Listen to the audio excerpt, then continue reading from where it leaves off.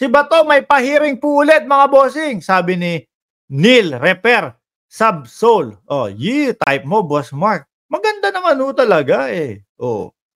May itsura naman po, kaya lang hindi niya tayo pwedeng daanin sa ganda niya at napakaslaki ng pagkakasala niya sa ating bansa, mga kababayan.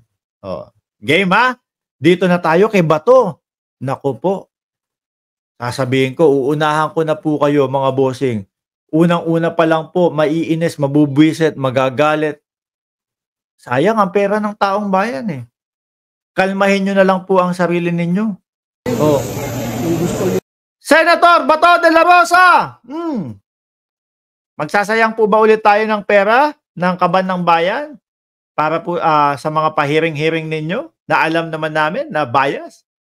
Gusto niyo po ba makita ang mukha ni Senator Bato de la Rosa habang dinidiscuss o ano na lang, boses niya na lang, no? Baka madaming mainis. O mga kababayan, ipe-play ko ulit, no, yung boses ni Senator Bato de la Rosa habang bibigyan po natin ng reaksyon. Magpapahiring daw po ulit. Ay Chang, magpapahiring daw po ulit. O, i-play ko na, ha? In 3, 2, 1, action! Bato! Iyak! Hindi na materialize because General Torres claiming na hindi lang daw yun ang paraan nila para ma-determine yung iwan. So wala, hindi na mahirap ko hindi ko rin naman sila pwedeng i-curtail yung kanilang diskarte. Wala pong magawa no? Wala pong magawa si Bato de la Rosa, wala pong magawa si Bungo, wala pong magawa si Senator Robin Padilla, mga kababayan. Sorry, hindi effective. Akala ho yata masisindak. No? Itong si General Torre, mga kababayan. Akala yata yung pagpunta po nila doon sa Davao, yung pagpunta po nila doon sa Cojic, saglit lang, alisan na tayo. Kasi dadating si Senator Bato, dadating si Robin Padilla, dadating si Bungo, at dadating daw si Baste. Nagkaharap si Baste at si General Torre. Hindi po ginawa ni Baste yung sinasabi niya, pag nakaharap ko itong si General Torre, sasampalin ko ito. Wala. Yung una, yung tatay, hindi daw dumating doon sa duelo. Tapos ngayon, ito, galit na galit doon sa interview. Sasampalin yung general. Magiting na general. Ginagawa lang po yung kanyang trabaho. Nung nandun na po sa korte, wala naman po eh. Ano? Salita. Halos hindi nga yata makatingin kay General Torre itong si Basti Duterte. Pretty Boy, shout out sa'yo. Oh. So ngayon, mga kababayan, siguro iniisip ni Bato de la Rosa, hindi natin nakuha doon sa unang banat natin, yung mga pahiring-hiring natin, doon sa papunta-punta natin, doon sa Cojic.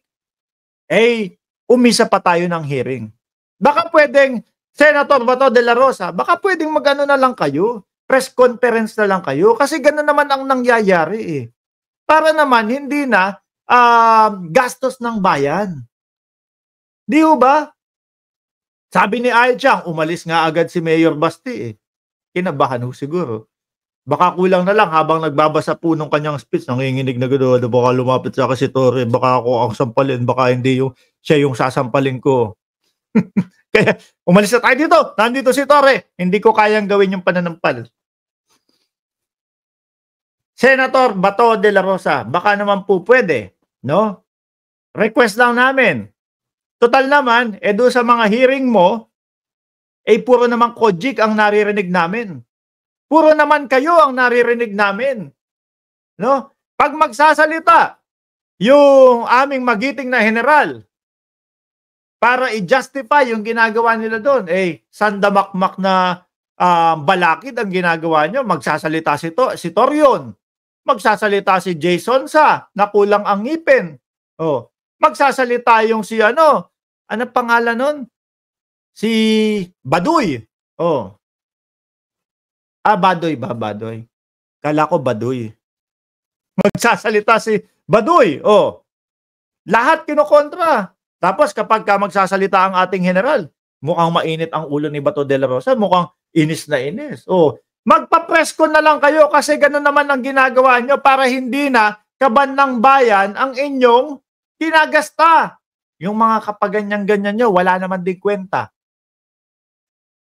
Di ho ba?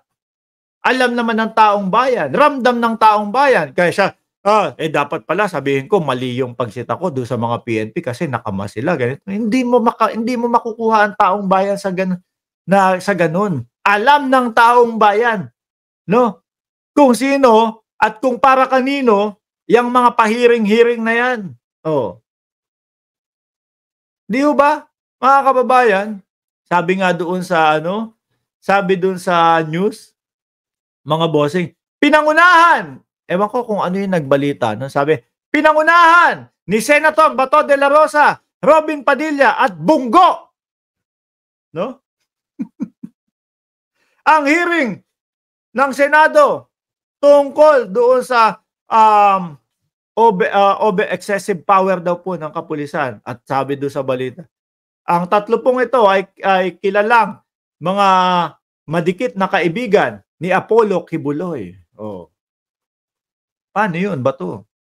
Tapos merong pangalawang hearing pa? Sayang naman ang pera ng bayan. Alam mo na, marami pa daw sila ibang paraan. So, ibig mong sabihin, kung gusto nila ng lahat ng gagawin nila, mga equipment, lahat ng gagawin na equipment. E di, subukan mo, ihinto mo. Total, sinasabi, ibig sabihin, lahat ng gusto nilang gawin, gagawin nila. Subukan mong pahintuin. Hindi mo naman mapahinto. Hindi ka pa naman presidente. Hindi ka naman si Marbil. Oh, hindi ka naman Korte Suprema. Kaya, wala. Yung mga pahiring-hiring mo. Kaso, ang nagagalusan po yung pera ng taong bayan. Dahil alam naman po natin walang kakwenta-kwenta. Kung ihahambing mo po ito, mga bossing, doon sa mga hearing ni Senadora Risa Ontiveros at Win Gatchalian, dyan po kay Gua Haping, aka Alice Guo, ang dami pong nakita. Hindi po sayang ang pera ng taong bayan. Yung sa inyo po, halatang pilit no? Pilit, nako, matatagpuan na si Boss Kibuloy. Kaya, halika, magpatawag na tayo ng hearing. Nako, yung hukay ni General Torre, napakalapit na doon sa pintuan ng bunker ni Kibuloy. Halika, magpatawag na tayo ng hearing. Akala nyo yata hindi namin naramdaman na yung hearing na yan, distraction lang para doon sa mga kapulisan natin. Para mapahinto siguro, para mahinto yung paghuhukay, para mahinto yung paghahagilap. Alam namin yung mga ganyan. Sabi ni Patrick Lim, si Boy Cain, kasi kasama dyan si Boss Mark. Nung pong si Boy Cain, si Chicha, si Robin Padilla, yung nagsalita na, hininto ko na.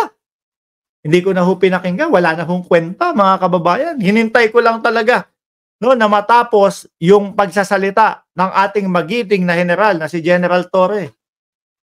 Doon sa session na yon. After, wala na. The rest, nung nandoon sa loob, ihiwalay nyo po yung mga kapulisan natin at si General Torre. The rest, nung nandoon sa loob na yon, puro wala ng kwenta ho, mga kababayan. Manggigigil ka lang ho sa mga mukha nila.